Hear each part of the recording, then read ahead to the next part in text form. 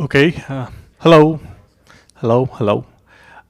So I think it's 6:45, and I guess there's still a lot of traffic, and people might still be trickling in. We can go ahead and get started. And I don't know why this time there's a thinner crowd than we usually have every time, because probably the Austin Startup Week fatigue, I guess.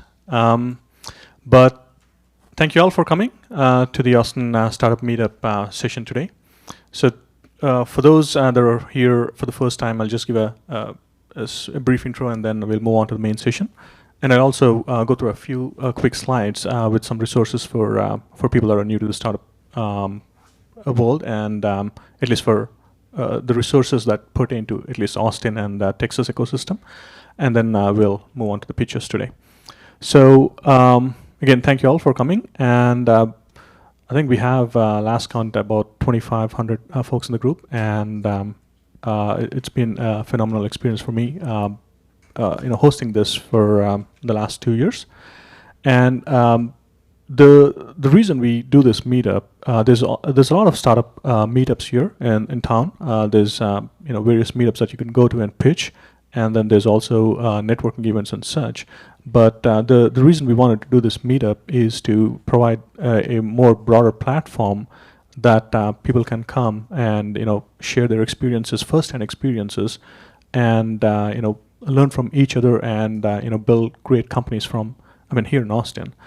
A lot of advice that we get on the internet regarding the familiar solutions, they don't really apply to all use cases. For someone that, or for a suggestion or advice that worked for a startup in, say, Silicon Valley or somewhere, in Europe, may not be applicable to the startups that are growing in Austin. And so, this platform is, to bring together people and share those first-hand experiences, and understand what's working in Austin, what's not working in Austin, what we can do better at our own startups to. Learning from the other folks that have succeeded here, and even folks that have failed here, to build startups, to understand like what went wrong, and and try to build companies that can grow in Austin and also beyond. With that said, today is a pitch night, but we usually have a variety of events. We have learning sessions by bringing some subject matter experts, and then we have networking events. We also have sometimes advisors and other folks that come here and connect with the early stage companies or early stage founders. But we have a few other events in the pipeline that'll be of interest if you're looking for those kind of learning sessions or things like that. In fact, we had one learning session last month here, and the presenter is also with us in the crowd here, Katie Sandel, and she talked about the brand strategy for startups, and how startups can effectively build brand strategy. The slides are also up in. I think I sent out the link to that to the slides that she had shared with us, and they're in the newsletter. And if you're not in the or did not get that newsletter, let me know, and I can share that link with you as well. And by the way, Katie also runs the Meld co-working space in Austin, and she also has a design studio, Eventive Studio. So if you guys are looking for a co-working space or looking for Meld co-working space, you can talk to her. And also going to the event, let me just quickly go through a few slides. First, the sponsors. We are very thankful for the sponsors to have been supporting us. And one of the sponsors is our own startup, or my own startup, Funnel AI, in San Antonio. We basically use machine learning models to understand intents in unstructured text, and try to apply the intents that are for specific industries to those to that unstructured text, and see if that can qualify as a lead or a potential customer for those companies to pursue. So we do that in real time by looking at data in a lot of the public platforms and forums and other places, and see where interesting discussions happen, and connect businesses with those potential customers in real time by cutting down all the noise that typically comes with social platforms. And you can learn more about Funnel AI at funnelai.com. And the second sponsor is Lend 'em Out. Lend 'em Out is a peer-to-peer rental marketplace where you can rent things that you have but you're not using all the time, and rent it to others for a short fee and make some money that way. Or if you need some things that you don't have, instead of buying, you can rent from others for a short fee and save some money. Lendemout.com is the website, and you can check it out. Capital Factory, last but not least, I mean they're a great sponsor for us for having sponsored the space, and also a lot of the facilities that come with the space. And as you all know, Capital Factory is where a lot of startup activities, startup meetups and other things happen. And if you want to be members of Capital Factory, shoot me an email. I have a discount code that I can share with you. I think that typically comes with like a free trial, and then you can sign up to become members if you want. And capitalfactory.com is where you can learn more about Capital Factory, and they also have a lot of 100K challenges and things like that, where you can pitch and see if you can win those challenges. And also they also have an accelerator program and such. So that's the sponsors. The general agenda of the meetup is usually we do some networking. I do the intro at 6:45, and then I think I haven't changed the event name here. That's the old event name, but today we're doing the startup pitches. And then after the pitches, please stay around if you can, because we go through the audience, and each of the people in the audience come with certain experience and certain skill sets that we might not know or we might not have. So if we are struggling with something that at our startups that we want help with, there might be someone in the audience with that skill set or the experience that we can just talk to them and get some input or share some ideas and things like that. So so we go through the room and try to understand like who's here with what skill sets and how they can help each other, and basically just sharing our experiences with others, and trying to help other startups. And also if we have some requests, we can I'll give some shout outs to the audience, and also put that in the newsletter when I send the next newsletter. Quickly going through some upcoming deadlines, and there's a few accelerator deadlines coming up. There's like four today, and there's one Capital Factory October 2019 accelerator coming up for tomorrow.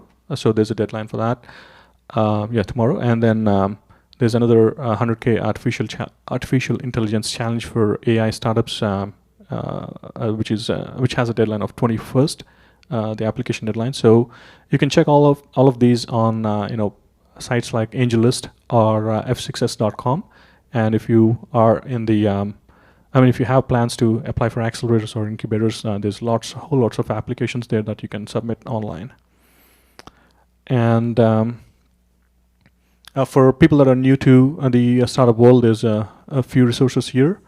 If you want to look at all the accelerator and incubator applications, that you can check that at F6S and AngelList websites. And then there's local accelerators for people that are new to Austin or new to the startup world in Austin that want to know what are the local accelerators here that you can apply to. There's a whole host of local accelerators. This is a small snapshot of the list that we have. But there's a whole slew of accelerators that cater to different industry verticals and also have different focus areas that they take the startups in. So check them out. And local angels and syndicates and venture capitalists. There's a lot of those firms as well. Active Capital is based in San Antonio. Geekdom Fund is also based in San Antonio. Active Capital is the one that funded us, and Geekdom Fund too. Live Oak Partners is in Austin. Silverton is in Austin. CTAN, Central Texas Angel Network, is also in Austin. Alamo Angels is again in San Antonio, and then Quake Capital, they're also in Austin. So you can check them out, and there's a lot of other syndicates. Local angels and venture capital firms as well that I haven't mentioned here. Some other resources, AngelList and F6s, we already talked about. If you're looking to connect with people with certain experience and skill sets, LinkedIn is a good place that most people already know about. Austin Digital Jobs is a Facebook group where you can post or connect with people that you can hire for certain digital opportunities. And then Austin Tech Volunteers is another Facebook group where you can post volunteer opportunities and also look for volunteer opportunities in tech ecosystem in Austin. TechMap co-founders meetup happens here, I think every second Monday or Tuesday, I forget, but that's a great meetup to go to because they do just pitches every month. So that's a great way to look at a lot of startups at a single shot and try to talk to those founders and things like that. And there's a lot of people that attend that meetup as well. So I would highly recommend that meetup if you're looking to get connected with startups and other people too. And Solo Founders is another Facebook group that's started by one of our members, and for people that are working on their own startup as a side gig and trying to burn the midnight oil and feeling lonely. There's a meetup for there's a Facebook group for that where all the solo founders can connect and chat and maybe share some ideas there. So check that out. And Austin Startups, if you have anything in Austin related to startups, I think you'll find a lot of resources on Austin Startups Facebook group. There's lots of discussions and things happen. There's actually 2 Austin Startups Facebook groups. This is the one that's the bigger of the 2, about 23,000 folks or something like that. So do check that out and join that if you want. There's lots of people with helpful advice and solutions and pointers. Sam Altman's startup classes, those are the Y Combinator's startup sessions. They've recorded that and put that on YouTube. Those are free, and you can check that out on YouTube. And I think they also put the Y Combinator Startup School program videos also on YouTube after the program completes, I think. So you'll find all those classes there for people that want like a more structured startup-centric course kind of thing. And again, local meetups, and then other networking opportunities. And then there's 2 websites. Like one is startupinfomatters.com, has a lot of information about startups and related resources in Texas, in Austin and Texas as a whole. And it is maintained by Mike Millard of Mass Challenge Texas Accelerator. So there might be some resources there that might be outdated, but there's tons of resources there, so you can check that out. And then Accelerate Texas is a new initiative by all the local community leaders in the Austin startup scene. They've come together and started something called Accelerate Texas because a lot of these early stage founders have very similar questions as which accelerator do I need to join, what accelerators are there in Austin, and things like that, and what are the criteria for each accelerator and such. So they've consolidated all that into a kind of question-based thing. So you can just choose answer the questions, and then finally it'll tell you that for your startup, these might be the available accelerators that are available in Austin and Texas, and then you can then go and go to those accelerator websites and then submit your applications and things like that. So that's there's a lot of other activity that's going to happen on that, and then it's going to be refined more and more in the coming months. But that's freshly minted and has been released in the Austin Startup Week last week.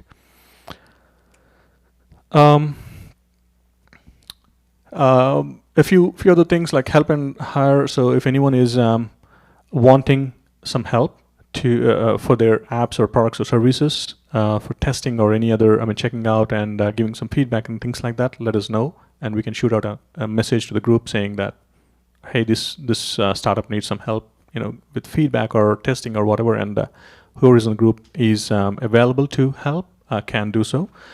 Again, if you need some help with spreading the word, let us know. We'll just shoot out a mailer to the group, telling that there's a new startup run by our members, and then also we'll try to post it on Twitter or Facebook or whatever channels we usually normally post on. And then anyone looking to hire or looking to team up with some folks, again, let us know. I know there's two startups. I think there's two startups that wanted tech co-founders. So if you know any tech folks that are looking to partner with startups, I can connect you with those. I think there's one person that was willing to help with one of the startups, but I still need to see if the communication can go further there. But there's also another startup that's looking for that.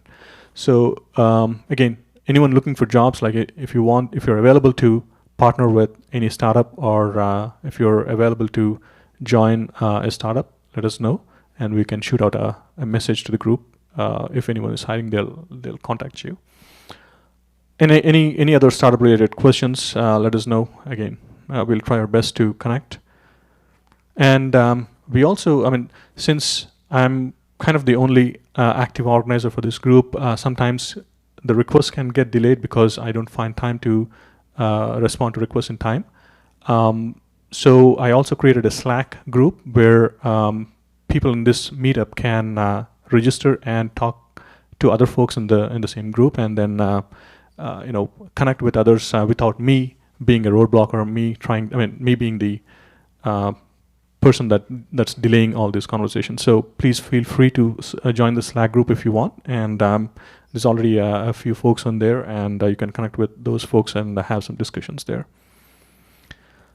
So one thing I want to do is, I know people come here with various ideas of what this meetup, or what they want out of this meetup, and we may or may not be able to satisfy all those people that come here. So one thing we can do is, with the people that already come here, I can guarantee that you can make a new connection that you have not had before you came to this meetup. So we'll just take a couple of minutes, look to your left and right, and try to find one person that you have not met before you came to this meetup, and then just introduce yourself, get their contact, or share your contact details and on LinkedIn or wherever, and then we'll come back in 2 minutes.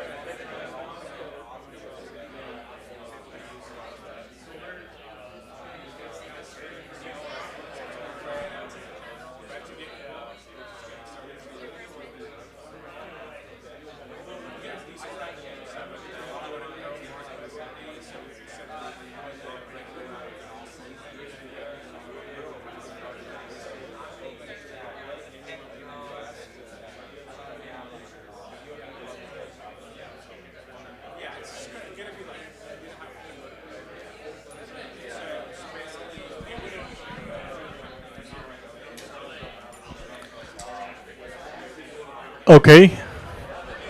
Hello. Hello, hello, hello, hello, hello. Okay, so we'll come back and excuse me. Hello, hello.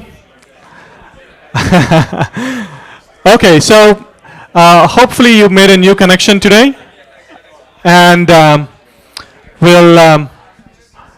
I highly encourage you to share contacts and keep in touch with the connections that you make here, and you can. I mean, we'll still have time after this meetup to continue the conversations, and you can also continue the conversations later. I mean, online or offline.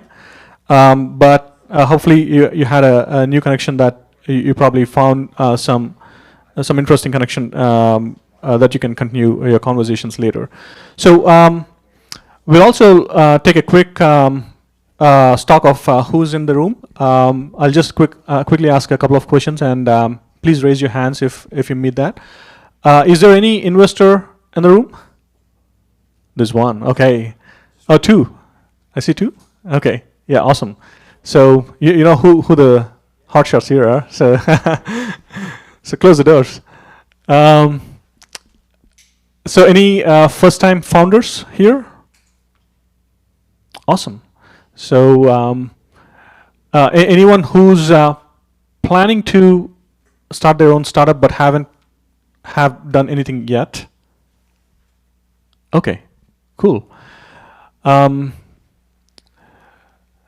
Okay, so the other thing I wanted to ask is, or I think I'll skip these things because we're already at 7:05. But the other thing we'll do is October 22nd is the next meetup. This meetup is supposed to happen on in the last week of September, but Austin Startup Week. Austin Startup Week had pushed us to today. But October 22nd is again we'll fall back to the regular schedule. And if you have any requests on what type of topics or sessions you want, let me know. We already did startup law and venture capital and branding and maybe customer acquisition. I think we did, but there's a whole lot of other topics. We can also bring some subject matter experts, and basically, if you have any requests, let me know. With that said, we'll go to the pitches now. But before we turn over the a mic to the pitch or the presenters, one thing I'd like to like you all to look at is that the orange corner there, which says how can you help? So the people that come here and pitch usually are startups that are in the early stages or in the middle stages, but every startup requires customers, and they require exposure, they require feedback and stuff. So I highly encourage you to when you listen to these people talk about their startups, please do tweet about them or share about the startup in social media or wherever you're comfortable with. And if you like, please do subscribe to their service or product, or join their their website and give them some feedback, because feedback is one of the really critical things that a startup can get in the early stages. And if you can give some feedback, please do so. And if they have some apps and things like that, and download their apps. And if you really like them, spread the word in your circles. Tell your family, friends, or whoever that you think might be interested in these startups. So with that said, I'll turn over to our first presenter, Loculars, and Ayash is going to come and talk about Loculars. And let me just.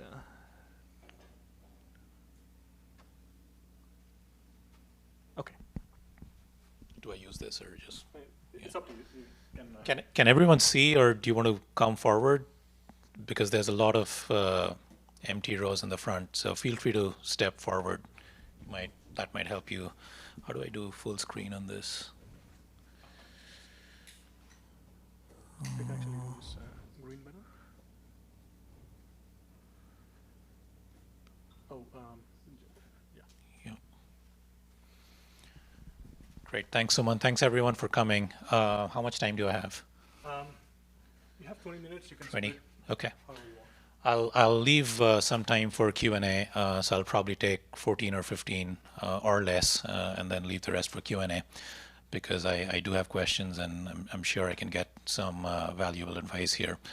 So thanks everyone again. I'm on behalf of Lockulars. I'm a solo founder. I started this venture about 2.5 years ago. So this is my third year. That just started in on July 1st. So our fiscal year goes from July 1st through June 30th. So I'm in my third year. Just wrapped up first quarter of third year yesterday. So I'll share some financial results as well later in the presentation. But essentially, this is a travel marketplace. It's a travel marketplace because I find that space very exciting. This marketplace operates on two emerging trends. One of which, the first one of which is around immersive experiences, right? So 2016 Airbnb experiences launched, and there's a big shift towards what you see and who you meet and what you immerse in, as opposed to where you're eating and where you're staying, and all of that stuff when you're traveling. So that's the first one. Locally relevant, authentic, immersive travel experiences, right? So a lot of companies, starting with Airbnb, now Expedia, TripAdvisor, they all have their own experiences vertical. So that's the first trend, and I'll explain how I think we are a little different and what niche we are trying to serve in. And the second trend is we all live in an Instagram-centric world, right? I mean, this is a visual world.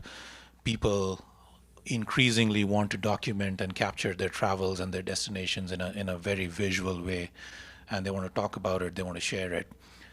So that being said, Lockulars focuses on or targets the visually inclined traveler, right? So people who actively travel because some form of visual documentation or photography or just having a visual experience is an integral part of their journeys and their travel fulfillment.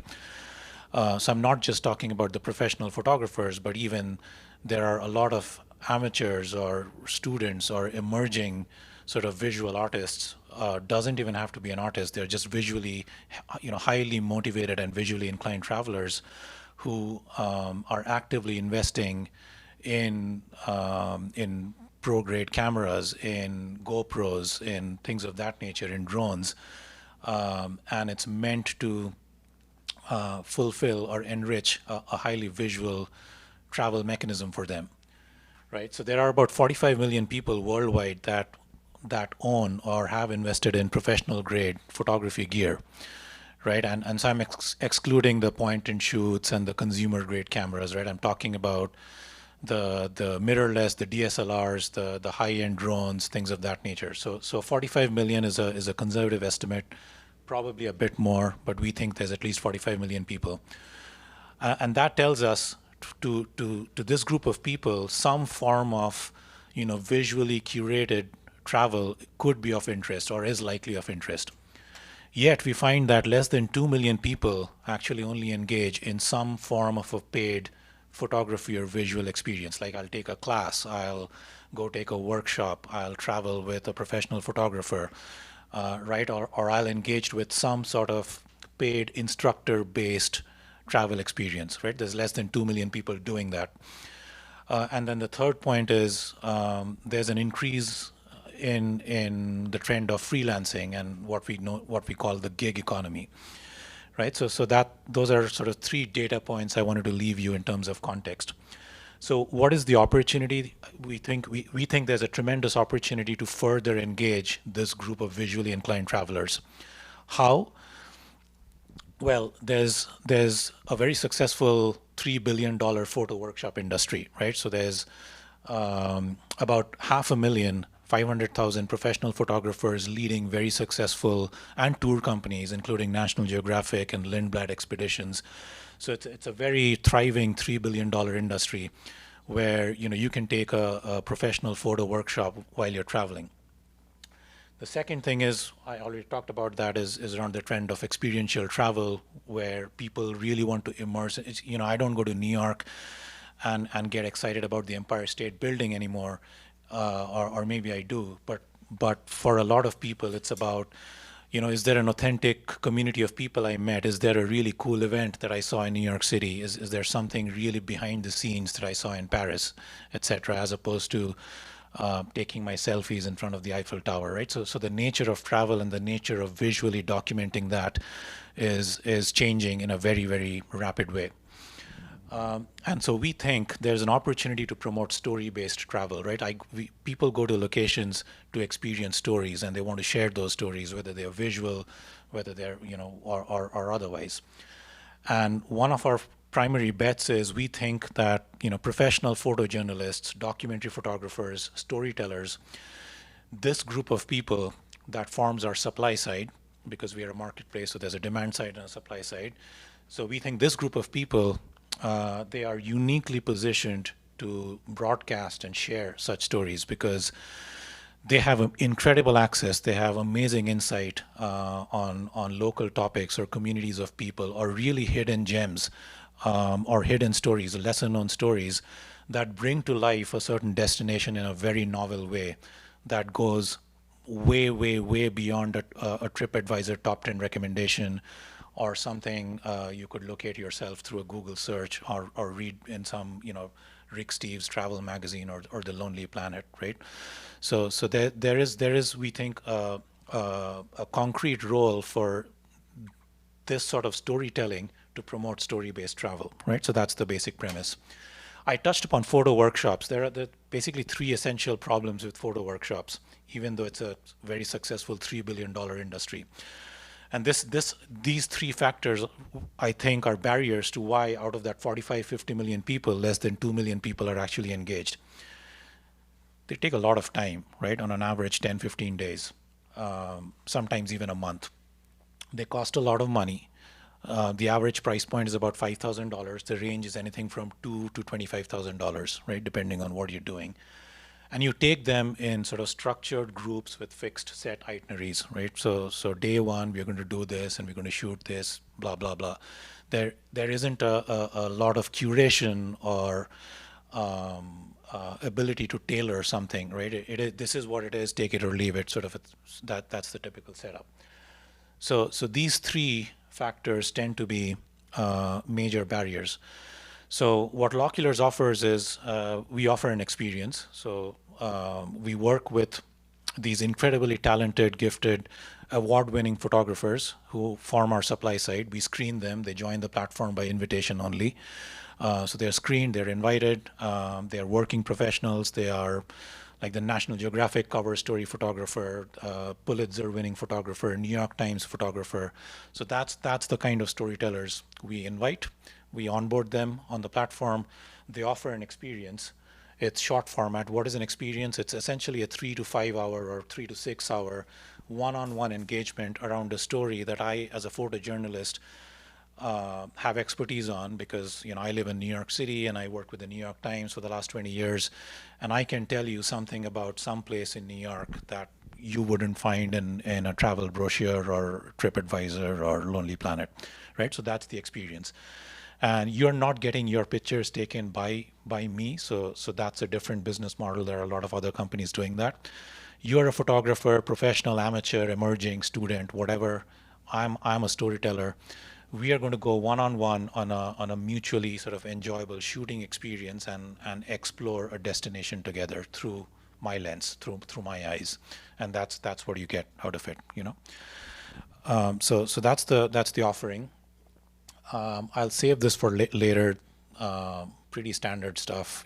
But fundamentally, we want to uncover really compelling and locally relevant travel stories through the eyes of these storytellers, right? And we want to create a community around travel photography, and we want to create supplemental income streams for these professional photographers. A lot of the photography staff does not work on a full-time basis anymore, right? And pick any magazine, pick any newspaper, pick any media channel. Some of the biggest names in photography are working as freelancers. They don't have a full-time job. Like less than 2% of the photography staff actually are employed on a full-time basis globally, right? So a lot of these people have these incredible stories to share, have available pockets of time. yet, and could use that supplemental income. So law killers essentially identifies available pockets of times in their calendars and stitches them together to into an experience with a compelling story. Right? How do we do it? So we essentially source our photographers from institutions like this, right? So you could be from a eminent magazine, you could be from eminent blogs or newspapers, or you could be ambassadors of prominent, camera manufacturers. So you could be the Canon ambassador in Japan, or you could be the Leica ambassador in New York, et cetera, et cetera. So that's typically, there's a high level of screening in terms of who we will let in to the platform to offer an experience. This is one of the fundamental areas where we differ from Airbnb, where it's not the school teacher with a camera taking you on a walking tour on Brooklyn Bridge for $20, right, with a group of 5 people. That's an Airbnb experience. This is not. We then work with them to construct an experience, right? It could be access based, it could be insights based, very rich in local insights, or it could be based on some visual technique, right, which borders more along the workshop angle. We sign an exclusivity with them, so whatever experience they create for us, it is ours. They cannot offer it on their own or anywhere else, so that is an agreement we have with them. So we own the experience. We don't own their images, but we own the experience. It is heavily curated, so we curate it, and then it's set up on our platform, as an inventory with pricing, calendar, logistics, all of that stuff. It's meant to be one-on-one, so it's by one-on-one we mean it's a single group of up to 3 people, right? So it could be Soman and his brother, because Soman knows his brother, obviously, or he can choose to bring 2 other friends with him, but it's always his group, right? So he's not going to be mixed with you or someone else, like it typically happens in an Airbnb experience or in any commercial sort of travel tour or photo tour. We typically charge a 25% commission on the booking value. So the photographer sets the fee. We take a 25% share from any booking revenue that occurs. We estimate this market, this curated one-on-one market, to be the total market to be about $2 billion. Not all of that is addressable. My conservative estimate is about 750 million. Right now, we are focused on a $200 million beachhead market, right? I won't go into the math of how all of that is derived. We can talk offline if someone has questions about how those numbers came into being. I won't go into that now. The key point is we are going after a 200 million opportunity in the short to medium term. These are 3 examples of real clients that we have. So who's the audience, right? So the audience is basically motivated, visually inclined travelers who are looking to immerse in local, authentic stories and go beyond the tourist trail, right? And capture it visually. So we have enthusiastic travelers who are traveling to other locations. We have people who want to explore their own city through a pair of new eyes, right? They like, this guy lives in New York and doesn't know a lot of things about New York that other photographers are able to tell him. Or we also target busy business travelers. I used to be one of that segment, where you're traveling so frequently, so often for conferences, client meetings, this, that, and your camera usually goes with you. And then you have that 2-hour window on a Thursday night where you want to see something cool, right? But there's a limitation of doing that. Who's our supply? So here's a snapshot of the kind of photographers we have. We have about 50 of them globally now. This is so you can go to the website and check out the complete list of who's on board. So here's a sample screening of 8 of them, just to give you a flavor. So I'll keep going. I talked about short format one-on-one experiences. So that's the middle one over here, right? So 3 to 5 hour curated experiences. Over time, when I launched this, I found that there are other use cases that present us opportunities to engage the audience, right? So I may not be ready to take an experience with you, but hey, I'm traveling to Paris. Can I get just some tips in terms of a guide from your photographer, even though I may not meet him, right? Just give me some tips. So the use cases vary all the way from very limited engagement to extreme engagement, where I want to go on like this 3-week journey with you that is highly curated, and we are going to go chase the tribes in the Amazonian jungle with an Nat Geo photographer, sort of a thing, right? So it can vary all the way from can I talk to one of your photographers for 5 minutes over the phone, all the way to can I spend 3 weeks in something really curated and off the beaten track, right? So right now we operate in this middle one. I'll share some quick financials. So we launched, like I said, our fiscal goes from July to June. Our first year, we actually went to market in October of 2017. So the first year is essentially October 17 to June 2018. We had 39 customers, or 39, 40 customers, roughly $28,000 in revenue. So the average revenue per customer was 723, and so the numbers are pretty obvious. The second year we did a little better, which ended June 30th of this year. So we grew our customer base to 58 from 39. We grew marginally. We grew our revenue per customer.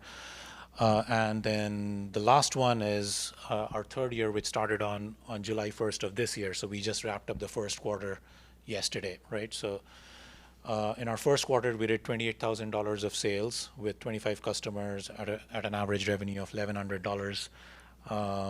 And then we have an additional $20,000 in advanced bookings that obviously I can't count that as earned revenue yet. That's just an advanced booking for next quarter, right? So we have the money in the bank, but it's not earned revenue yet. So that's why I can't count that. The black is what has been booked and delivered, and that's obviously earned revenue in the books, right? So that's a quick financial snapshot. This I find particularly interesting. So in our first year, we roughly had a 50-50 split in terms of new customers, and so the light is new customers, the darker gray is a repeat customer who's done it once and then come back for a second, third, fourth, so on. So in our first year, we roughly had a 50-50 split, both in terms of the number of customers and the share of revenue, in terms of new and repeat. And the promising or the heartening news that I see, the sign I see from that is, sorry? A little hard to hear you back here. Is it better now? Yeah.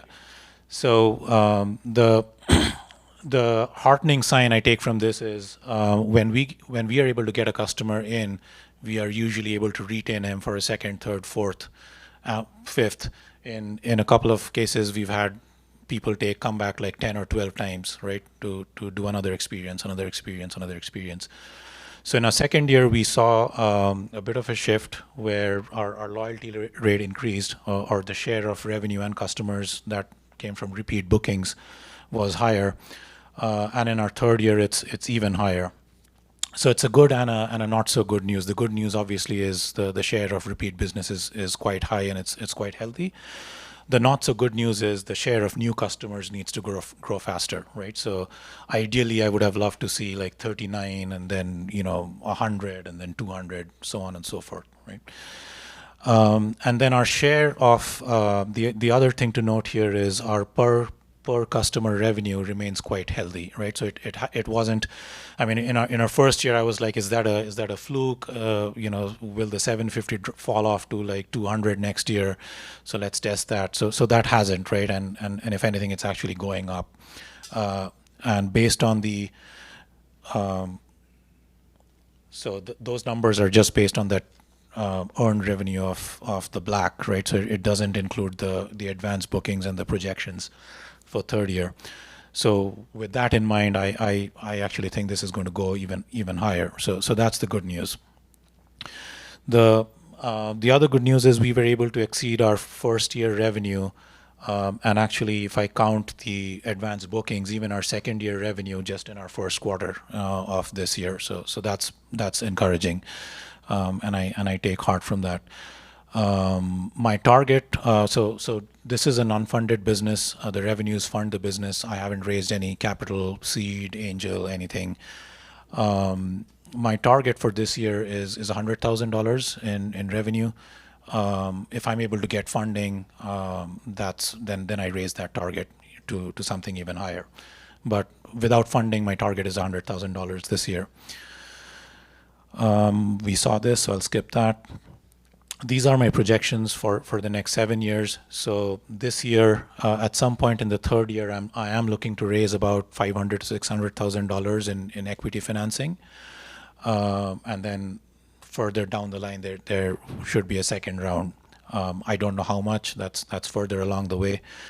And then the other thing is, we think there's an opportunity to extend these experiences from photography to other things, right? Like go hang out with a musician, go hang out with, go run in Central Park with an Olympian, and that's an experience. So we could very well extend this to music, to sports, to food, to cocktail, to performing arts, other sorts of things. And so that's the longer term vision. Right now, we want to scale photography to the global markets. Then we want to scale, like phase B, we want to scale it up into other sorts of visual arts, art, sculpture, painting, etc. And then somewhere after that, we want to go test it in other sort of travel categories, music, food, interesting guy, pick your field, but meeting interesting people and having an incredible experience. To promote story-based travel. So that's the vision. Our key challenges, there are three. There are three challenges that I have. The first one, like I said, is how do I expand without a single dollar of marketing? How do I get new customers, right? How do I fill in that pipeline? Once I fill in that pipeline, we do a pretty good job of keeping that customer, right? Our retention rate is very high. Okay. And so that's the first one. Photographer onboarding, it's a very manual process, right? There's a team of two, and I mentioned the degree of screening, and it's invitation based only. So there's a lot of content creation, there's a lot of onboarding, there's screening, the interviewing. What is your experience? Let's talk about that. Let's ideate around that. So that is a manually intensive process right now. So I definitely need some support or ways to automate that. And then just enhancing, product enhancements, improving the customer experience, things of that nature. So there is some product work that needs to happen as well. So those are my three major needs or my gaps that I'm trying to work on. That's the team. So that's me. These are not full-time members. These are two of my advisory board members. One is a very senior editor from National Geographic. And Roland is the CEO of Leica Camera in North America. So they form my advisory board. There's a third gentleman, Serge Riviera, who I didn't have the time to put his picture. He's the ex-president of Starwood Hotels. So he just joined our board as well as an advisory member. So that's basically the team. And I have 1-2 people who help me in a part-time sort of capacity on an as-needed basis. All right. So it's a very small team. I'm looking to grow the team. That's part of the reason I need the investment, and then the other reasons we talked about: customer acquisition, marketing, product enhancements. That's it. That's my contact info. So I'll pause there. Questions? Yeah. So, congrats on pretty good success that you've achieved by yourself, being a solo founder, bootstrapping the whole thing. I'm curious if you've had conversations with investors, what their feedback's been so far, if they've been interested in investing and haven't done it for one reason or another. Would love to hear kind of your insight on those conversations. Yeah. So the question was if I have had conversation with investors and what their feedback was one way or the other. So the answer is yes. I've had conversations with investors, not in a serious, hey, I'm here to pitch and I really need the money. I will get to that point very quickly. So maybe those conversations will be different. But I've approached investors more as a teasing ground, like give me your feedback, just tell me what you honestly think about it, you don't have to write me a check, sort of thing, right? And so there have been 2-3 consistent themes. One is you got to get creative and build your team. You don't necessarily need money to build a team, right? This is not sustainable as a solo founder business. So you need to build a team. And one of my mentors told me, how did you get Jamie on board, right? You're not paying him. How did you get the CEO of Leica on your board? You're not paying him. So why can't you find people to join your team? So just use your leadership and influential skills and this and that, and build a team. It's easier said than done, and I've heard that from 2 or 3 individuals where it's the onus on me as the founder to build the team, whether I have funding or not, right? It's a tough one for me to sort of navigate and figure out, but to your question, what has the feedback been? That has been one feedback. The second feedback has been diversity of revenue, right? So how much of my revenue is concentrated, and it's early to say that right now. So most of my revenue is coming from the U.S., but that's also a function of most of my supply is in the U.S., right? So one potential investor had the question of, yeah, you can prove the concept in New York, but does it work in Tokyo, right? Have you tested, like, how do you know the Sydney market is not the same or very different from LA and New York? Or does this work in certain kinds of travel destination over others? So that's a test I don't know. I haven't done it yet. But yeah, those would be like 2 big themes that have come out. Someone else raised a hand here. Yeah. What do you know about your marketing? How much have you spent to get those? Zero. Zero. How did you, well, that's not a great answer, but go ahead. I'll follow up with you later. Yeah. I think we're coming close to the 20-minute mark, and we're Yeah. probably past that. Okay, thank you. Yeah, we'll have the questions later still.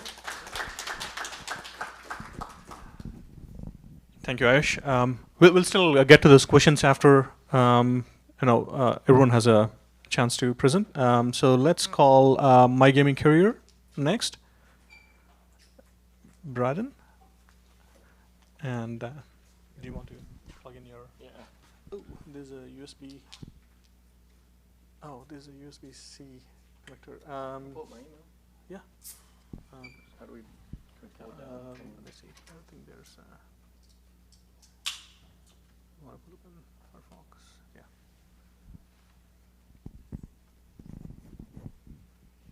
So we're to pull it down from the TVs. Mm-hmm. How do you do that? What is it? Like stop Oh. sharing to the TVs. Yeah.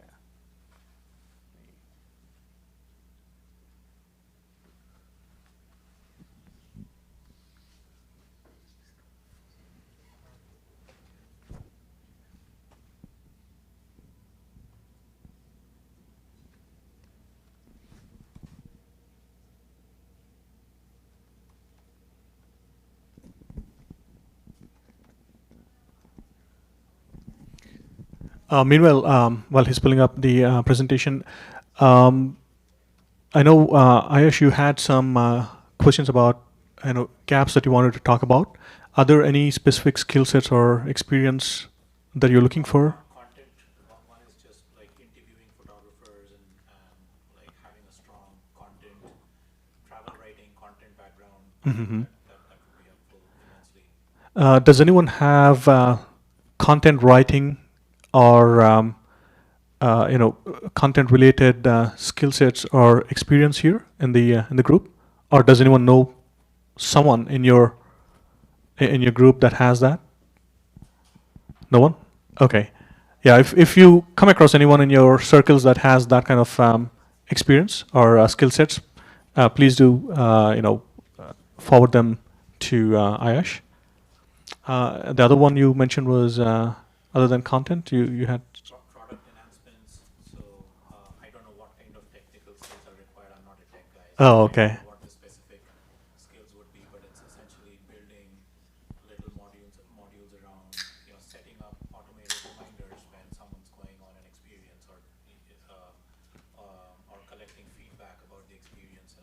Right now, all of that happens through email or phone, right? So it's a very tedious, Okay. inefficient process.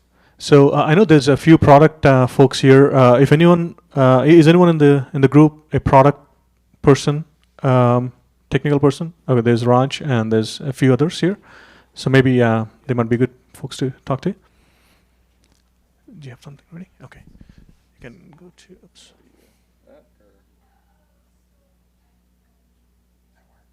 Yeah, I think it's. Oh, you can just close this one.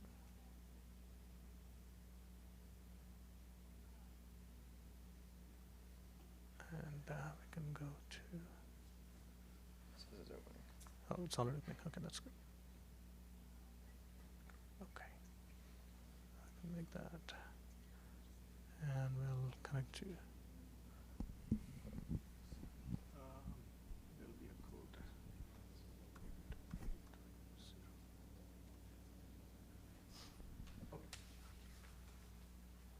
What's the present? Is it play? Yeah.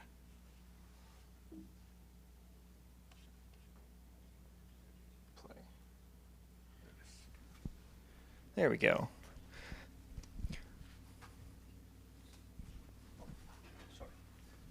Perfect. Hello, my name is Braden Gilbert. I am the CEO of My Gaming Career, and no, it's not about making a life as a gamer. We get that a lot. I'm sorry.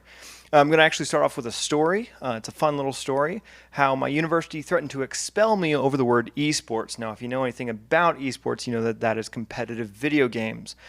My school didn't know that. They thought it was gambling, and they were like, sorry, esports doesn't align with our Jesus, and you need to stop this or you will no longer be a student here. I found a different Jesus. I transferred to a different Baptist university. So that's my story. You're welcome. Going to the next slide, esports, what is it? Well, it's not new. Back in the World Championship days of Atari, it drew a lot of people in. And we went from the World Championship to the World Championship. This is a League of Legends Worlds Championship, and those are all people in that stadium. That is a sold-out stadium. Not only did we go from arenas sold out, but we went from 1-800-HOT SAUCE, the King of Kong. He was the world record holder for Donkey Kong Jr. He is a professional athlete who, sells hot sauce now. We went from him to someone I hope you know, Ninja, who was recently on the cover of ESPN magazine. He is a professional esport athlete. Someone who, if you have any kids or you know anyone who's shorter than this high, will know of him. Fortnite would be a good example. So how does all this tie into my gaming career? Well, let me start with the quick bits. Esports, competitive gaming, is an explosive industry, something that really we haven't seen before other than, with the tech age. Started back in the 1980s with the explosion of, VHS, Donkey Kong Jr., those coin-operated games, and has now turned into something that you can do online from the comfort of your home. Not only is it an explosive industry, but it's social. Video gaming is social, connecting with your friends and having friends who you've never met before. The little box in your pocket, you can connect with people, more people in the world than you have ever actually seen, which is, something that's new for this generation. And finally, gamers are actively experiencing the future through VR and AR. So that's a little bit of setting the stage. Gaming is new to technology, but it's not new to us. So the big idea of my gaming career is it's a social network that provides creative, solutions, creative quality opportunities. We are a network of gamers that provides quality opportunities for users to connect, create, share, network, and develop a career in the gaming industry. We are a social network. We are targeting collegiate students because that is a very growable demographic per se. That there's a lot of turnover. Every 4 years you lose your entire market, but then also every year you get new market back. That's something we want to grow with, and it'll make more sense on the next few slides. Our major competitors, the first one would be Facebook. Hopefully you've heard of it. They are the number one social media platform in the world. Your mom uses it. Twitter is most likely used by your dad. Number one live posting platform in the world. Great for building a live audience. And then you have Discord, Player.me, Jump Crouch, as well as Steam, which is not up here. They're a little bit different, but they're all social networks, and they are our competitors. They're blocking us. We need to get rid of them. Industry outlook. 19.2 million college students in America. All right, on top of that, you have 73% of college students use more than one social network platform at a time. Okay, so we're combining social network. The esports awareness factor, per se, people who know of esports, is at 1.757 billion with a B. And then you have social network users and monthly Twitch users. This is all just setting the stage for, how big the industry can be. Not even talking in regards to what's your addressable market, because those numbers range wildly depending on what type of day you're having. So our user growth is something that's really relatively interesting, and apparently isn't interesting enough to stay on the screen. Man, Mac users, let me tell you. So user growth, how does a social network that doesn't spend any money on marketing actually perform in the open world against Facebook? Well, pretty well. We have a 23% retention rate. Mobile and tablet traffic is up to 40%. And then you can kind of see the other numbers there. These are just some of our base numbers over the last few years. All organic growth, all stemmed from word of mouth of streamers and gamers. Our roadmap right here, as you can see, we are going from past stage one through stage two, working on launching a new version of our platform. And we are actually just releasing the mobile app and some other big stuff. So our roadmap, self-sustaining was our first stage. Can we prove our concept? A social network for gamers. What does that mean? How does that work? There's streamers. There's a lot more to it than just that. But how do we prove the concept? So what we did is we released 3.0 of our platform with a mobile app with API integration into YouTube, into Twitch, to kind of show if we, built it in a cardboard box, would it actually operate? You can build a computer in a nice case, or you can build a computer, or in this case, a social network, in a cardboard box. And does it run? Or does it catch fire and burn the house down? It ran, and it did very well. So now we're on to stage 2. That's where we're going to bring in 4.0 with our video platform, marketplace, and video game trading platform. I told someone this earlier. It's like Facebook, YouTube, and GameStop got together and had a baby. It's kind of interesting. Some of the things that we are really focused on are algorithm optimization, user interaction, and optimization of notifications, as well as an educational curriculum. Preparing for Series A, y'all can see that. Our roadmap update.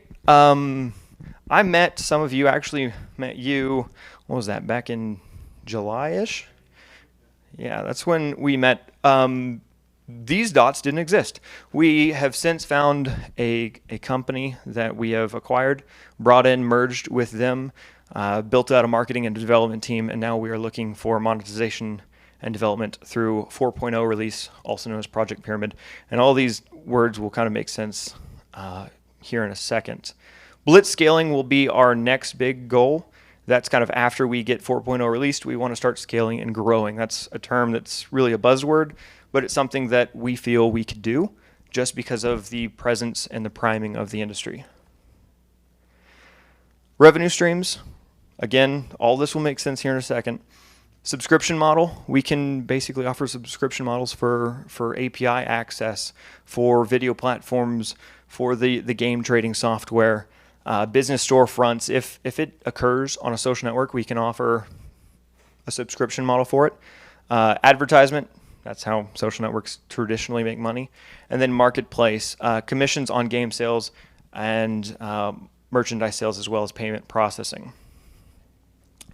So this is where I start to explain what it is. Kind of doing this backwards, but I have your attention, so it counts for something. Our previous platform looked nice, looked fun, was cool. Major success, 25,000 users, and you can see it's active. We had people on it. We still have people on it. It still works. You could use it on your mobile phone.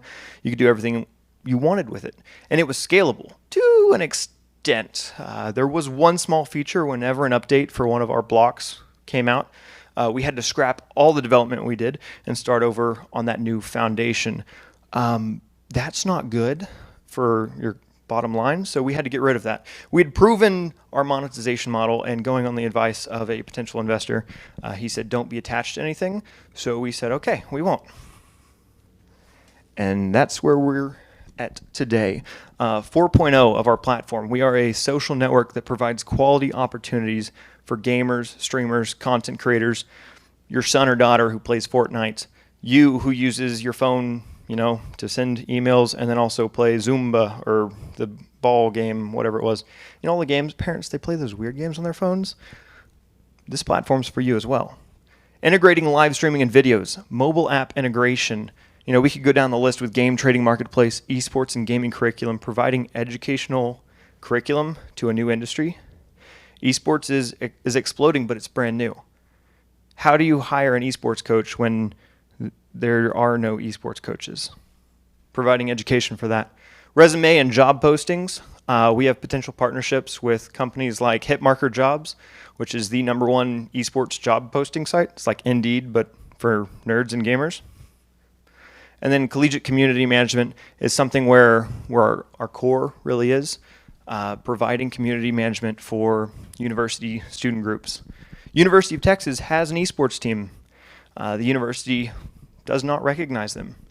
A couple thousand students get together, play games, but no community management. Then you have University of Utah, which the university recognizes them, and they produce some of the best content in the nation. The only difference is the university's support and interfacing with the community. We can provide something to all universities, regardless of if the university has interfaced with them.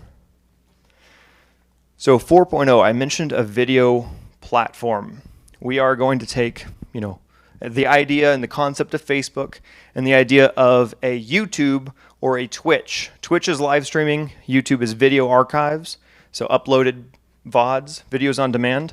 We're going to combine those two, offer direct streaming, video content pages for creators, as well as integrated user profiles. So if you make it's a terrible example, I shouldn't say this, I'm going to.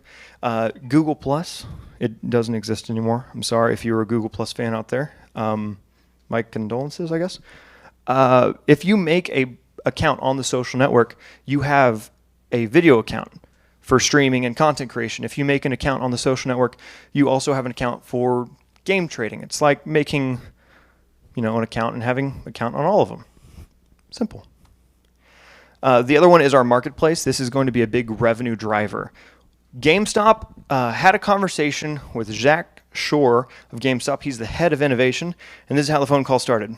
Hello, my name is Braden Gilbert. His response was, hello, my name is Zach Shore. I work for the #1 failing company in America. GameStop stock, not a hot commodity right now, especially when you think about 99% of what they're built on has gone digital. So there's no need for a store. Kind of an issue. You have all this inventory. What are you going to do with it? Well, monetarily, that inventory isn't worth anything. That's why there's this meme. Pardon if you're over the age of like 25. There's this meme that you take all 1,000 games to GameStop and you get a nickel for it because those games aren't worth anything. But to me, one of those games might be worth something. So integrating a game database that lets you search games that you want, but then not only buy and sell them, but trade for them. I have game A, you have game B. Collectively, 7 cents, 10 cents. Why process a transaction when we can just allow a transaction without the money? Just a trading of resources, of materials. Why MGC? We're a profitable company with 25,000 new users. Currently have a market share of that many zeros. There's a period at the beginning of those. Scalable to millions of users. We showed the numbers at the beginning. And there are only 5 publicly traded gaming companies. If you want to dispute that, come fight me afterwards. And by gaming, I don't mean Amazon. Amazon owns Twitch, yes, but Amazon also sells shoes and textbooks. So kind of pick your battle. Our executive team, there's my beautiful face. Just kidding, that was a joke. Y'all didn't laugh. Made me feel good, though. Ryan Miller, our founder, started this 3 years ago. He's a truck driver by day, and then web developer by night who was playing Call of Duty at the time and realized he wanted to spend time with his friends more, and Facebook wasn't cutting it. Because how could you play video games and stream and do all that on one platform? How could Dr. Disrespect, who is a famous streamer, get banned from Twitch for uploading a video to Twitter and lose 2 million subscribers at the drop of a hat because someone at one company didn't like what he did at another company? Doesn't make sense. What if you centralized it all? So he went home from driving his truck and started developing this website. That was 3 years ago. Now we're here today. And then our newest addition to the team, Jose Tellez, he is a former business dev at Amazon who is helping us with getting our marketing team together and then building out some of the operations we have going on. Our needs, we're looking for right around $500 to $1 million in funding. That's a big number. I know. Fight me afterwards. Utilization, we need to optimize our site, finish out Project Pyramid, which is 4.0. I'll show you some photos to that here in a second and then answer questions. Development, marketing, and operations. Running a social network takes a lot of people. You need to pay them. A few of them will work for equity, but you only got, so many slices of a pie before it gets really a legal nightmare. So don't cut it too much. Ask an Italian about pie if you're hungry. All right, so join MGC today. If you want, you can take the time and make an account on your computer, and then you can get your app from the App Store on iOS and Android. Fun stuff. There's my contact info. Before we get to questions, I want to run through some photos of our platform. So this is the new updated version of our platform. We went out and got some code that's kind of based. And then we are building it outside of that. We have not integrated in YouTube, Twitch, or Mixer APIs, so there is no content streaming at this time, but this code is not live. The other code you saw at the very beginning is live, and you'll see that whenever you sign up. We're adding in individual chat as well as group chat, game trading, a lot of those other fun stuff. This is what an account will look like with your friends. You'll be able to post what's going on, figure out what's going on.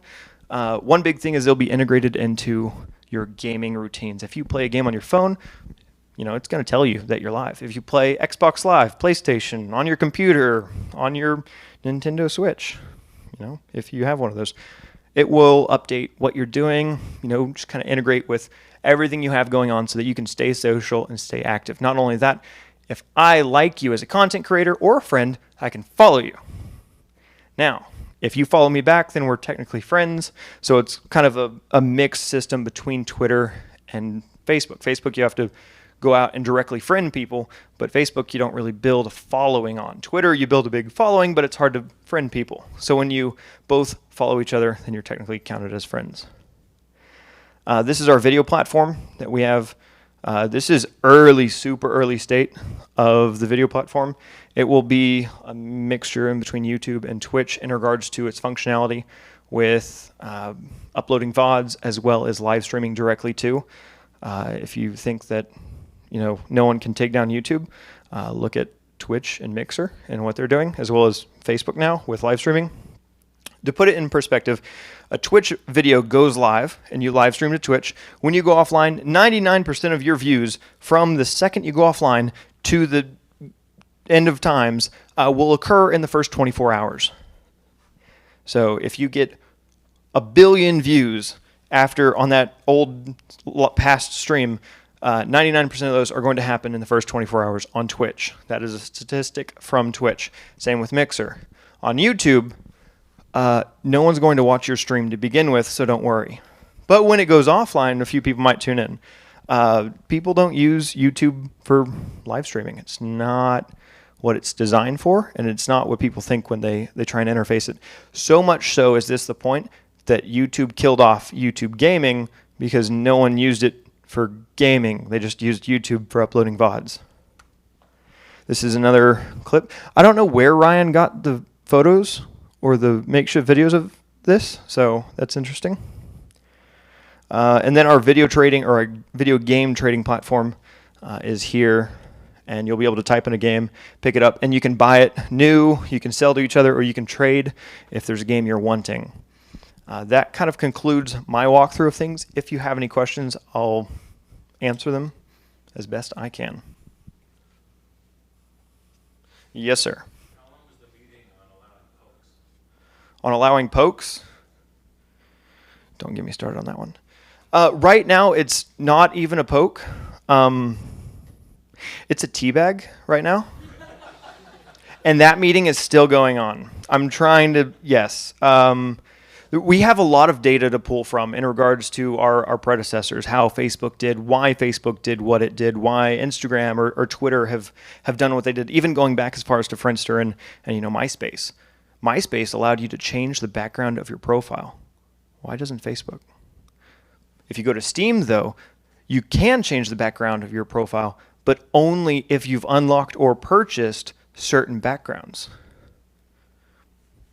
Why don't you try something new? Why don't you try something like that? Steam, if you don't know what it is, it's a computer-based library for your games that also has a community built into it with reviews, mods, downloadable content, upgrades, a lot of different things. So yeah, very long conversation, still going on. You can join team. Please get rid of that. Or at least please rename it. Yes, sir. Quick, like, few rapid fire questions real quick. How long did it take you guys for development to push that first version out? Couple months, if that. Are your ads running in the blocks that you showed there for demos, or I couldn't kind of see where the ads were coming from? So the ads, Yeah. so I can actually take you all the way back. We don't serve ads on our platform. This right here is called Twitch streamers. You as a content creator, if you're a streamer and you play Fortnite and you think you're God's gift to humanity, you can pay me to let your stream appear right here. And whenever this gentleman jumps on the platform to check out what his favorite girlfriend, gamer, person, I don't know, if you watch any streamers, you jump on the platform and this is running in the side window, he counts as a view for you. So now you have a view. On Twitch. On Twitch, not on us, not on Twitch. Eventually on us, but you got to play nice with others until you own the sandbox. But on Twitch, same with YouTube videos, which I don't have any on here right now. But yeah, that's this counts as a view. These are live streams. You can click this and it'll open up a window so you can watch and contribute to Twitch streamers without ever leaving our platform. So the Twitch streamer is streaming to Twitch and gets a view and gets monetization from that, and we get active users. And then eventually we just flip the switch and say, okay, no more Twitch. You can stream directly to us. And that's where content rights come in, which that's a conversation for a pitch deck later on. Yes. I will take the other questions later because Perfect. Just went back to that contact slide real quick. Contact? Man, we're going to be here all day. I'm telling you, Mac users, you got to get you a Windows. There you go. Yes, sir. Awesome. Thank you. And that's Braden Gilbert from My Gaming Career. And now we have Bargainer app. Or Bargainer. Yeah, Jeremiah is going to talk about Bargainer. Cool. Thank you. Hey everyone. I know we're pretty tired, but let's try to wrap this up short and sweet. Yeah, 1 second.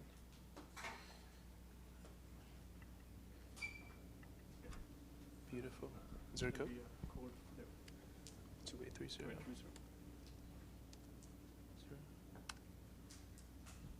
Oh. Beautiful. All right.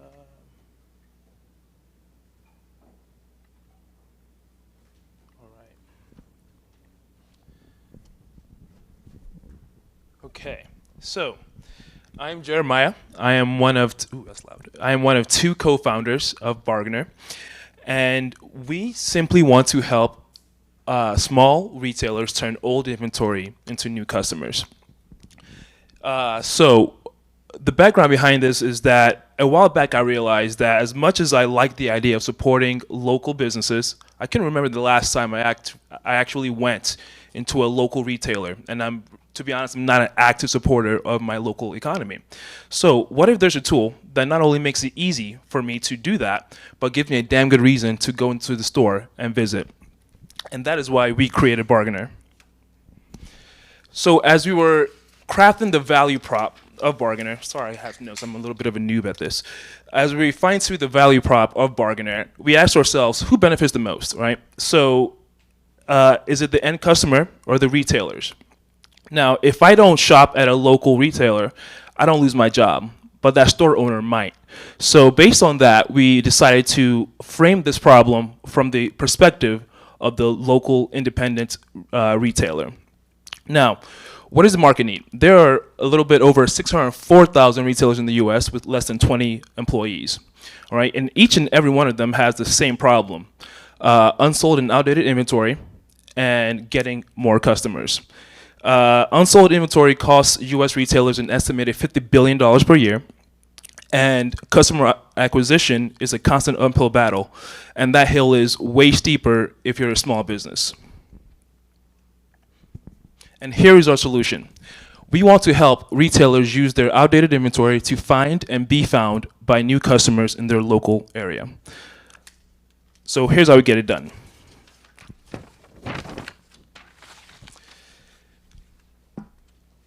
Using Bargainer is quick and simple, all right? And that is, of course, by design. So the retailer simply posts the item on the app, take a picture, write a description, and boom, you're good to go. It takes less than a minute and only a few minutes to actually register with us. Local customers can then reserve, or what we call dibs on the item, and that reservation will last for 48 hours. And then the customer arrives at the store, shows the store representative the dib code, which is generated at the point of reservation, and completes the sale as usual. Now, you may be thinking, why do I have to go to the store?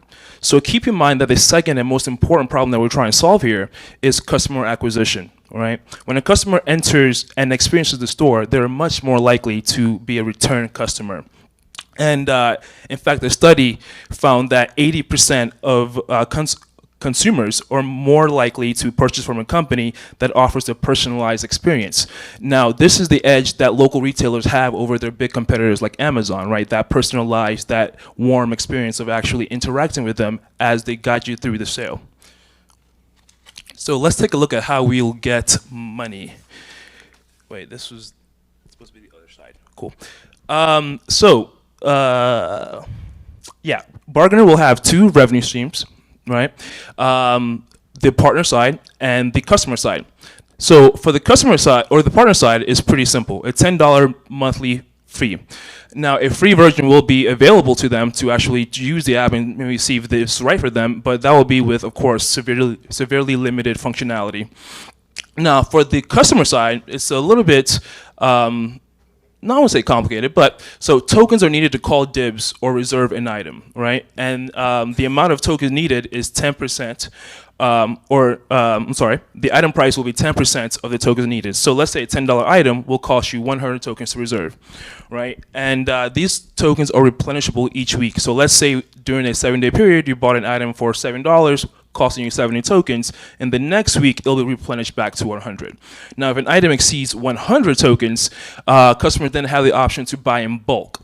Bulk quantities of 100 tokens, 500, and 2,000, and we're preferably going to try to steer them based on the pricing models for these tokens to sign up for an unlimited monthly subscription, which will give them unlimited tokens. So, where do you want to be in 5 years? I hate being asked this question. It's one of those like interview questions that makes you cringe every time. But for this one, we actually have a plan. So, after 5 years, we want to secure 3% of our target market of 604,106 independent retailers. And then we also want to have 500 active users. Now, keep in mind, that's not the same as downloads. And we define an active user as somebody who engages with the app 3 times a week or has bought through Bargainer within the last 2 months. So at 18,000 partner businesses, which is 3% of the market, and 500 active users, and let's say each of those partner businesses paid $10 a month, and the average active user spends $12 a year on Bargainer, we're looking at $8.2 million a year. Now, this won't blow you away if you keep in touch with Silicon Valley. You know, that's on my billings every time, but we really don't have any aspirations of being a Silicon Valley unicorn. And if you're actually looking at all the unicorns lately, they all kind of tanking. So maybe that's for the better. So we want to keep in mind that we are trying to solve a specific problem for a specific customer in a sustainable and valuable way. So this will be $8.2 million roughly with very little overhead. We're definitely going to stick with the lean model even as we get experience. So we're looking at maybe 5 to 10 employees as opposed to the 2 we currently have now. And we're looking at just, you know, being as minimal as possible with our overhead so we can just keep this as a sustainable business. All right, so how do we get to that target? All right, so our growth strategy is based on 3 components. All right. And really, the journey of 1,000 steps or miles starts with a single step, and we are going to start with Austin to kick it off, right? So, starting with partnerships, Built in Austin is a tech hub for local startups here, and they have a great news feed where they feature local tech companies, and this will be a great avenue for us to generate buzz for Bargainer both pre and post launch. And we also have UT News, which will help us gain traction. I'm sure you're probably going to hit them up. UT News, which help us gain traction amongst the 51,000 or nearly 51,000 college students at University of Texas, and this lovely association called the Austin Independent Business Association, which is a collective of locally owned independent businesses. And we're already forming partnerships with them to get us more immersed in the local business community and, of course, get a great reservoir of partnered retailers. Now, so on the next portion are the digital tactics, right? These are the obvious: search engine marketing, optimization. My day job is in marketing, so I have a pretty good grasp of this. And we're going to be targeting keywords, destinations frequented by local retailers based on the city, and of course, locally conscious consumers as well. This next image beneath that is not really a tactic as much as a methodology, and is the experimental framework. So we believe, and it's pretty true, that the core value of digital marketing is the ability to set a goal, run a few experiments, and get feedback in nearly real time, right? So this experimental framework of setting a hypothesis, testing it, and then, you know, reacting based on the results is not only the backbone of our digital marketing, but really all that we're going to do as we bring Bargainer to market. And the last piece is, of course, social, right? You got to do it. Our social strategy will be predicated on engaging with local influencers who have a large reach within a specific city, and use them to disseminate Bargainer amongst their followers. But really, the core of our social strategy is to build a product that people will want to share organically, right? Because us blasting out how awesome we are isn't going to get us there, right? We need people to actually find value in the product and then want to share organically. And that brings us to the last portion, which is in-app virality, right? And like I just mentioned, the first component of that is actually the product, right? Product. And as that is generating value for customers, they'll of course want to share it. And to that end, we'll create social sharing abilities that positions the customer not just as somebody who just scored a sweet deal through Bargainer, but somebody who's actively doing their part to support their local economy. And we'll also offer multiple incentives for inviting friends to join the app, of course. And these incentives will be primarily in the form of tokens that we mentioned earlier. Now, these tokens will cost us nothing, but they will still have that rewarding, trigger for the end customer, because we're monkeys and we like shiny things. So, and what's the competitive landscape? So let's look at that. So actually, fundamentally speaking, our competition is any other method for independent retailers to get some return on their outdated and unsold inventory. And to this end, we've separated our competition into two categories: liquidation services and discount coupon services. Liquidation services help retailers offload unsold stock, typically in bulk and always at a very, very, very steep discount. So the retailer is just trying to get some money back. Now, if you're a Walmart, this is no big deal for you. But if you're a local mom and pop shoe store, that hurts a lot, right? That hurts a lot. And our most direct competitor in this space is Thrivident at the bottom right there. And they actually target small retailers by offering them a way to quickly offload their unpopular items. Now, the downside is you're just like losing that inventory without really any kind of returns, other than like a small fraction of what it's actually worth. And of course, there's no customer or no chance of customer acquisition through that route. And the other type of competition we face is our discount and coupon services. Now, discount services lead with the promise of generating more customers, but their revenue models often hurt small businesses. Now, take the big one, for instance, Groupon. They often require retailers to mark their products down to at least 50% off.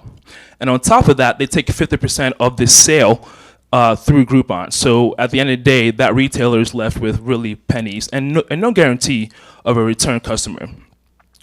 Additionally, these platforms predominantly feature service industry stores like restaurants or fitness studios.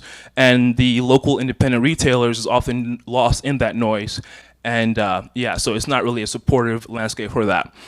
And I would say the most direct competitor we have in this particular space is Go Local Austin. It is a coupon service that that focuses predominantly on local businesses. However, again, it's mostly for restaurants with a few independent retailers sprinkled in there. And to even get started with the app, you have to pay $20 upfront to use any of the coupons. So there's a huge barrier to entry. I don't know why they made it like that, but good for us. So why are we going to beat all these guys in the small independent retail market? So we boiled down our competitive advantages into 5 categories. One, where we are hyper local, right? So we don't. So the retailers who sign up with us don't have to worry about, let's say, on Groupon, where you can also search and find another retailer that will ship to you, right? So it's a greater chance for these small retailers to shine. Another one is easy to set up, and it's even easier to use. Joining us takes a few minutes, and uploading an item takes less than a minute. So it's really quick to use, very simple, and we do that, of course, by design. We, again, target a very niche market, built only to serve independent local retailers, meaning that they don't have to compete with the noise of all the restaurants and all other services that you'll find in other coupons, right? So this is built for a specific problem for a specific customer in mind. And no skimming off the top. Stores keep 100% of the revenue, unlike a Groupon. And the last but most important piece here is customer interaction. And by design, sales on Bargainer always bring customers to the store. So we truly want customers to enter the brick and mortar, to connect with the folks that are the backbone of their local economy, and to feel like they're buying from an actual person, a friend, as opposed to a faceless retail giant. So why am I here today? Well, so I'm going to pretend you guys are accelerators, because this was a pitch for accelerators. So we know that we are onto something, but we know that there's a lot more to learn. An accelerator will provide us the mentorship, tools, and funding needed to successfully launch Bargainer and make sure that we do great in the market. So, and we hope you partner with us. Thank you.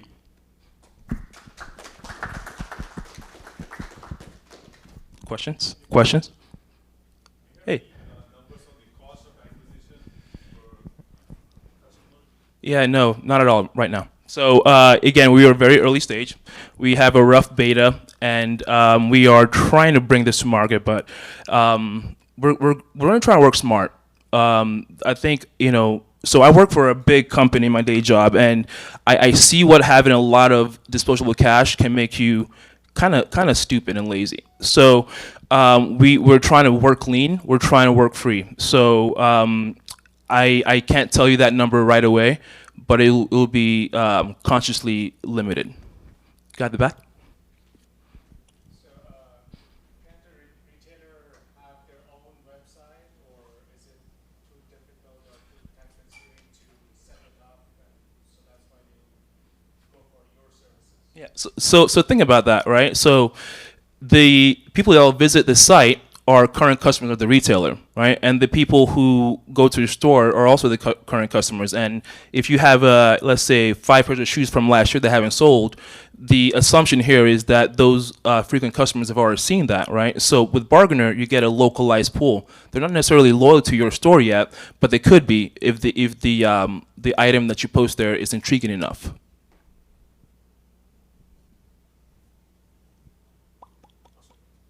Hey, yeah. So, Jet.com, is that a competitor, or how do they fit in? I haven't really heard of them, so you caught me there. They're acquired by Walmart. Okay. I'll look into that.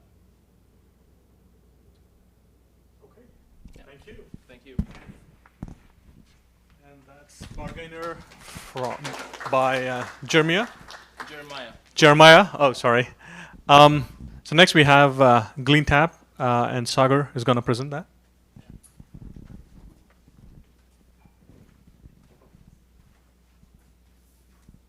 Jeremiah, I think you need to. Oh, I'm sorry. Yeah.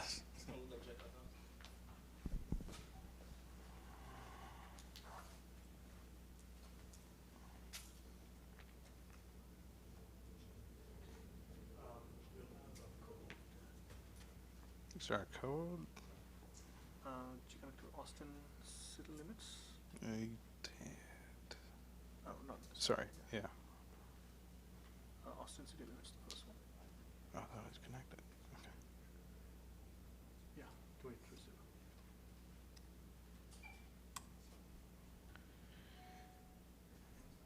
Alrighty.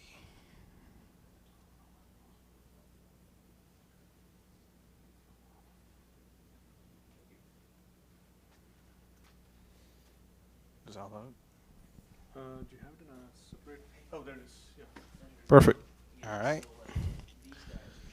So I'm Sagar Babur, founder CEO of GleanTap. So I used to run a software development company for about 10 years. Sold it last year. Just a couple of years before that, we started working with fitness studios, and we saw most of the fitness studios were having a similar problem: client attrition. And it's kind of obvious. Members join, and a few months later they quit. And some of these fitness studios were, losing 40, 50% of their member base in a year. So they were constantly trying to add more members to keep their business afloat. So imagine a leaky bucket where you're losing water and you're just trying to pour more water on top of that. Coming from a software background, it kind of made sense. There was a good way to kind of solve that and predict attrition.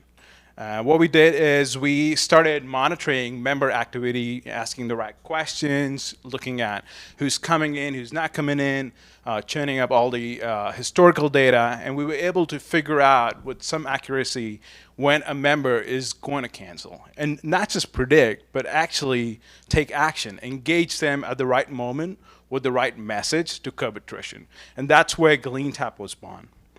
We are basically an AI-enabled marketing platform for fitness clubs and studios. We predict members' behavior and we engage them at the right time with automated and human outreach. So the way we work is we integrate with the core system. We pull in all the customer information. We know who's coming in, who's not coming in, what membership plan they're on. We use that to create touch points and segments, using the using the predictive data we have, using the check-in behavior, using all of the data we have. We create smart segments, and we use that to set up campaigns to send out automated text, emails, push, and Facebook messages automatically. And everything we send out, we measure. So to give an example, imagine someone's coming in regularly, but suddenly they stop coming in. Our system can detect that and can hit them with a message: hey, we haven't seen you in a while, hope things are all right, please come back. and we measure results, we would know how many members came back because of the campaign and what the dollar value was. So we are obviously working towards the fitness market, fitness and wellness. It's a pretty big market for us, over 400,000 locations globally, and we see that as over 600 million in annual recurring revenue. We're seeing pretty amazing results. We have been able to bring down churn for some of our clients by 6.5% annually. We have reactivated canceled memberships by 1%. There's been a 26.5% increase in lifetime value, almost about 9% upgrade to premium plans. We've seen good numbers on referrals and positive reviews. And all of that has added to, on average, about $250,000 in annual revenue per location. So we've been around for about a year and a half. We are close to about 400,000 in annual recurring revenue as of today. 27 clients, 300 plus locations, engaging over 1.5 million members. We work with some of the biggest brands in the industry: Planet Fitness, Gold's Gym, Anytime, Orange Theory, Retro, and a lot of mom and pop shops as well. Customer acquisition, we've been experimenting different channels. We had about 7,000, and our LTV is about 29,000. So we spend 7,000 to get a customer, and the customer ends up spending close to about 30,000 with us. There's a 4:1 LTV to CAC ratio right there. That's a pricing model. We start at $99 per month per location, goes up to $249 a month per location.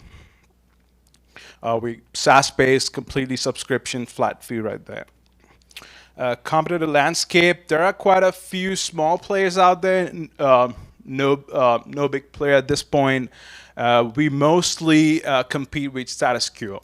So we see a lot of these fitness studios either not engaging in their customers or using MailChimps and constant contacts to send random emails. Our value proposition, we are focused on retention. Some of these guys who are out there, they are more on the prospecting, helping you fill more water in the bucket, acquire more leads, while we are helping them retain, fix that hole. We obviously use AI to predict behavior. None of our competition does that. And we are not just outreach. A lot of our competition, they send out these messages. We are a two-way engagement platform. We send out messages. We let the customers interact back with the brand. So there's more social conversation messaging happening there. We are with the automation. We have the whole human outreach as well. So club managers can actually get on a one-on-one with their customers. We focus a lot on business intelligence. We focus on metrics. We tell them what the attrition rate is, how that compares, what the retention graph looks like, what kind of customers they are able to retain, whether they are males, females between 25 to 30-year-old, who the most profitable customers are. We give them all sorts of insights which they don't have it right now. And above everything, we provide expert strategy and consulting. So we basically do a lot of that for them. So, I believe a platform is only as good as the kind of campaigns you run on them. So we basically take it on ourselves to, do the job, run the campaigns for them, and show them the results. Our long-term strategy, we actually right now in the fitness space, we're slowly moving towards wellness, yoga, cryotherapies, salon spas. We are exploring fun parks, amusement parks, auto service, hospitality, and retail in the near future. Projections. So we are on track to actually get to 750 client locations in 12 months. That'll get us to about a million, more than $1 million in annual recurring revenue. Our 5-year goal is to get to 13,500 client locations with about 20 million in annual recurring revenue. If you're not familiar with the fitness space or the customer engagement space, just a few big brands out there to give you some perspective. MindBody is a member management company, tech SaaS, valued at about $1 billion. HubSpot, obviously, a lot of you guys would know HubSpot Marketo, completely in the marketing space, 6.5 billion, 4.5 billion. Medallia went IPO recently. They're in the customer engagement, works across different industry. They're at 3.8 billion. That's the team. I'm the founder CEO. Shubham is head of product. He's with us right here. We've got Jennifer, who's the sales, and we've got Andrea, who's the customer success. That's a full-time team of 4. We also have contractors who help us with development and all that. Something unique and exciting. So we actually are raising a crowd fund starting Thursday. So we're raising about $250,000 with which is a crowd note similar to convertible note at a $5 million valuation with 20% discount. This means it's open to public. Anybody could invest. There's a minimum of $100. It's a unique opportunity for anyone to actually invest in an early stage startup. I'm sorry? What are you doing that through? What am? Is it through WeFunder or? Oh yeah, we're doing it through Micro Ventures. And if you guys want more information, you just want to get added to our list, text invest now to 512-399-1462. There'll be a form that you can fill out with just your name and email address, and we'll reach out on Thursday once we launch. You can always go on our website on Thursday. You'll find a link to invest and be part of this. That's all I have.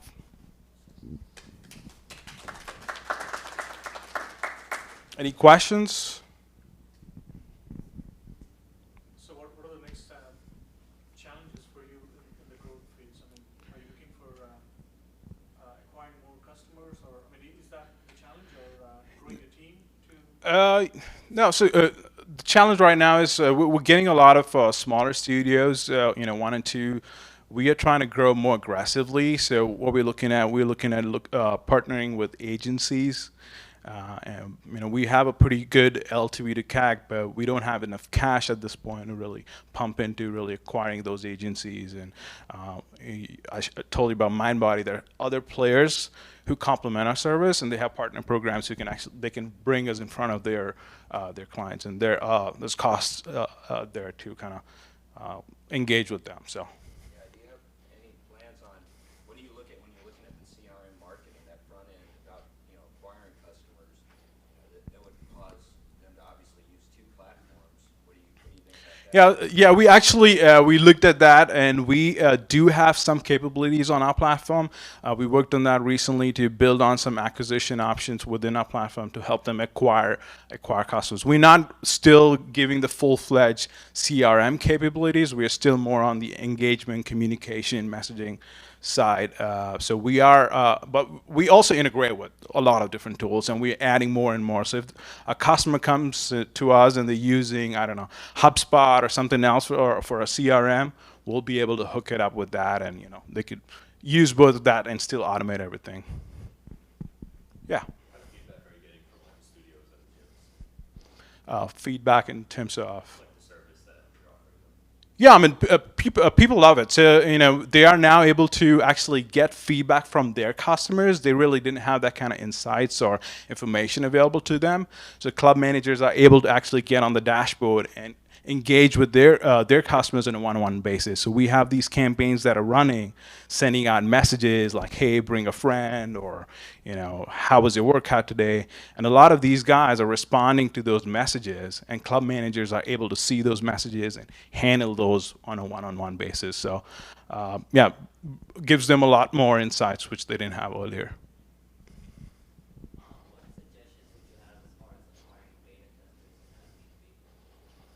Beta testers in the B2B space, I really don't have a lot of experience in that.